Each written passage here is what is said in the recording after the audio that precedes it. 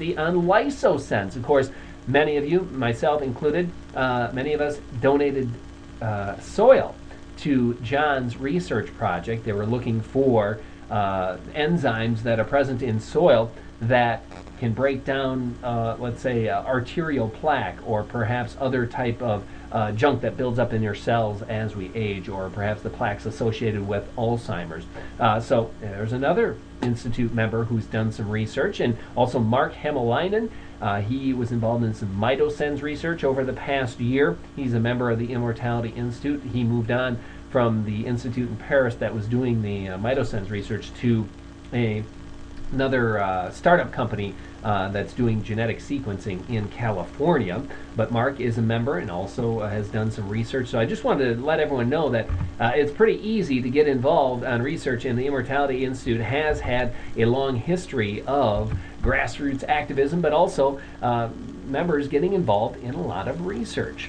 And I just want to remind you that there's a new page highlighting some of this and letting you know how easy it is to get involved. It's www.imins.org/research. Take a look. It's a little bit in progress yet and not completely finished, but you can give me some ideas on, or if you are doing your own research, any Institute members out there, let me know and I'll get your name on there. We want to highlight all the good work that members are doing. And of course, we also do research indirectly, let's say, through the Folding at Home Prize. Yeah, we do an update on this every week, of course, because we are getting close to the point where we reach the top 100. Well, what do we have here on the longevity meme team? This week, spot 101. If you remember last week, we were at 101 as well. There's a team called Faster Than Light, and apparently they are faster than light. I don't know. They were cranking out 1 million points per day, so they did surpass the longevity meme team. But as you can see, our point production per day is up to 241,000. 241,000. Isn't that amazing? When we started the Folding at Home Prize back in April, prize money for people who contribute to Folding at Home, we were producing less than 20,000 points per day. Now it's up to 241,000 points per day. We saw a little bit of a surge in our point production recently because of Maestro.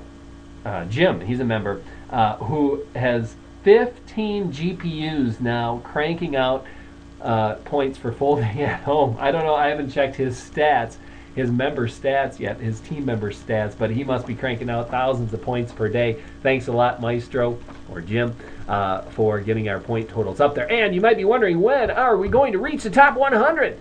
Well, let me tell you, there it is. This is from the Extreme Overclocking Stats page. Expecting the champagne corking event, or uncorking event, I should say, on the 17th of December, 2008. That's just 3 days away. It's 7 in the morning, though. I hope it doesn't happen at 7 in the morning, because I'll be at work. Well, I have another job, day job. 7 in the morning, I don't know how many people will be up. Perhaps in Europe, a lot of people will be up, but that's a projected day. The 17th, which is Wednesday of this upcoming week, that we could reach the top 100, which is a huge milestone. People now are starting to talk about, when are we going to hit the top 50? Now, it was easy climbing because we started at rank 200. Now we're almost to rank number 100. But as you can see, in the last couple of weeks, we've only been moving up a couple of spots per week. It's going to be tough to get up to top 50 and get into top 10 eventually. But I think we can do it. We just got to keep on spreading the word, like we were talking about with the interview with Didier. Got to keep spreading the word and keep helping out. And on that regard, I want to get into a little bit of news and some other updates from the Immortality Institute helping out members. We have a new forum that's for charity helping out members, and we do have a couple of members that currently have cancer, sadly, and their situations aren't so great.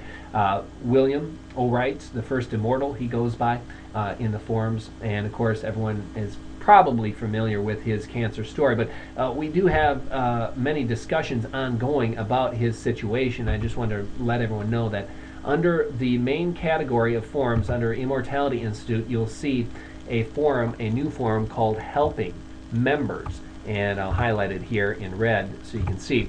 If you go to the forums and click on Helping Members, you'll find many different discussions on cancer therapy, on how you can donate money to help with, say, William's cancer therapy, his alternative treatments, or perhaps for cryopreservation. And also Chris Heward has a thread, a couple of discussion threads in there.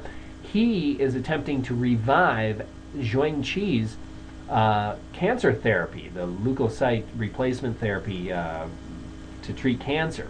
And I still haven't gotten an answer from the Wake Forest University or the FDA as to why Zhuang Qi's cancer therapy trial was halted. Last I knew, just talking in the forums, people said that, well, the FDA had some ethical concerns. Now, this cancer therapy has to do with taking people with natural cancer resistance due to their immune system, getting their natural killer cells and transfusing them into a cancer patient, and hopefully they will pick up that immunity then, and it'll take care of the cancer. Zhang has been able to cure 100% of cancers in mice using this therapy. Now, all it takes to complete this therapy is to get people who seem to have a natural resistance to cancer to donate their white blood cells, or their blood plasma and white blood cells, and then do a transfusion into cancer patients to see if it clears up. But for some reason, the trial was halted. He was getting started at Wake Forest University. I remember talking to him in June, and he said, well, there's a lot of paperwork to fill out, but leukocyte replacement or transfusion, I think, is already an approved FDA process and medical treatment. So I don't know what the problem is. You know what I was thinking? This week, perhaps I'll broadcast here in the Ustream channel. What do you think about this? I'll call the FDA, and we'll have the call live on the Ustream channel here, see if we can figure out why that cancer trial was halted at Wake Forest University. I mean, it seems like it would be such a beneficial, such a breakthrough treatment, such a breakthrough therapy. I don't know why it would be, or granulocyte replacement.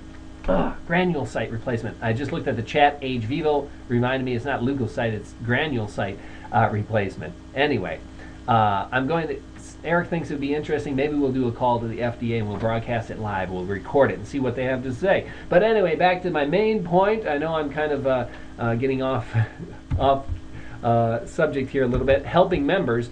Chris Heward, of course, is a lead scientist at Kronos Institute, which researches anti-aging measures, and he wants to revive this therapy. And you can get in the Helping Members forum. There's a section there calling for people to donate their blood, younger people who to donate blood to see if they have natural cancer resistance, and perhaps Zhang's cancer therapy can move forward in a private setting instead of a public, study at a public university. But anyway, we'll see about that. Sorry about that. Zhang Chui's work is great, Age Vivo says, and that is true. I mean, it is amazing.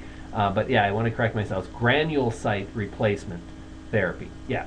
Anyway, it's already an approved medical treatment in the U.S., and I'm unsure why they would have stopped his therapy. But I'm going to find out. I'm going to get to the bottom of it. I'll let you know if we're going to have that phone call coming up this week. See if I got some time, some afternoon to squeeze it in. Okay, on to some other news. Speaking of treatments, how about this? One of the top news stories of the week. Stem cell replacement therapy for mice led to heart regeneration. This was on Science Daily, just reported a couple days ago. I believe you can find it linked on the homepage of the Immortality Institute under the headlines section. You'll find this link about the stem cell therapy in mice. And apparently they put some stem cells in the mice, injected them, and their hearts grew stronger. They had heart problems. Their hearts grew stronger, and this is one of the first times that heart muscle has been regenerated after infarction. So very big news there, which brings me up to our snake oil segment. Stem cell therapy. Now, we've heard a lot about it over the last few years, and a lot of people say, hey, it's the greatest new thing, and it's going to cure, it's going to cure everyone. But, most stem cell therapy is still in trials. Phase 1, phase 2 trials, it's still in the lab. But out there, in the wilds of the world, there are many, believe it or not, a couple of dozen